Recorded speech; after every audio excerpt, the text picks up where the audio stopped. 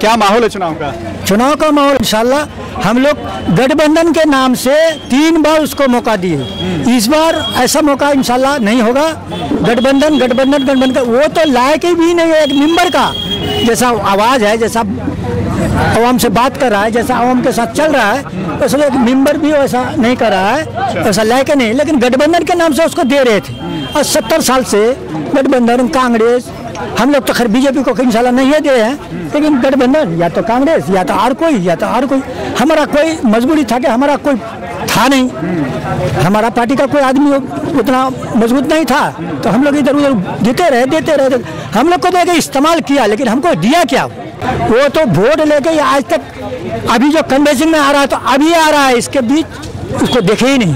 किसको नहीं देखे? पूरा हमारे एमएलए साहब को, हमारा वही यारुल हुसैन एमएलए है, उसको ई बार आया था, हमारे उधर आया था, उस वक्त समझे इतना बेइज्जती हुआ कि बोलने लायक नहीं। लेकिन कहता अब आप जूता भी वहाँ मारिएगा तो क्या करिएगा, हमसे गलती हो चुका है, हम गलती करी। अरे भाई गलती नहीं, तुम लोग तो इधर एमएलए भी तुम ही लोग, एमपी तुम ही लोग। कांग्रेस के बड़े कट्टर होते थे, इस बार आपको क्या हुआ? तो कांग्रेस ही थे, लेकिन इस बार चाह रहे हैं कि इंशाल्लाह कांग्रेस का हम लोग का और कोई ऑप्शन नहीं है।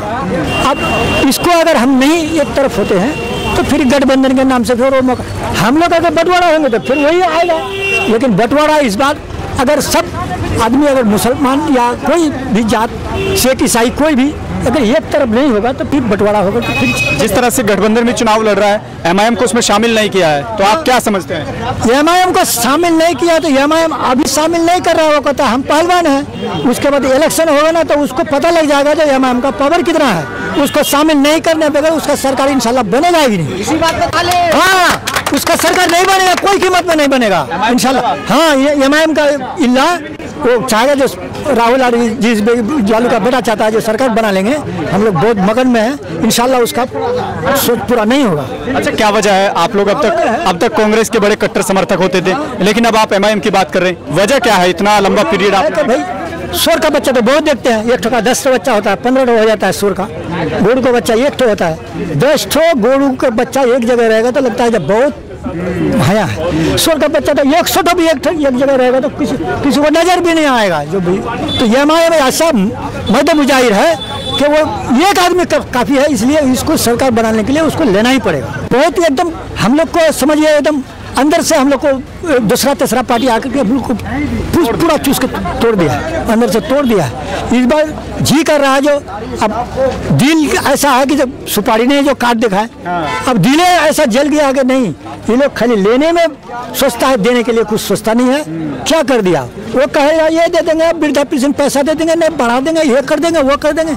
आज जब इलेक्शन होगा तब कहेगा आप तो बजट में पैसे नहीं है, फलना नहीं है, चिलना नहीं। ये तो खाली लेने का खाली चक्कर में ये लोग अपना।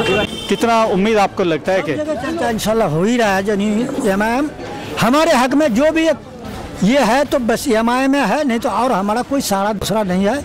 आज जितना भी मसला आता है तो सबसे पहले तो देखते हैं एमआईएम हम तक पहुंचाता है तो वही पहुंचाता है, नहीं तो हमारा कोई मसला का हल कहीं किसी के पास तो एमपी बना हुआ है, कई दिन ये तो कोई अच्छा भाषण भी उसका कोई इसमें नहीं सुन रहे। क्या कह रहे हैं? कहीं से उसका खाता नहीं खुलेगा इंशाल्लाह। वो 4 किया है ना, 24 इंशाल्लाह आएगा ही आएगा।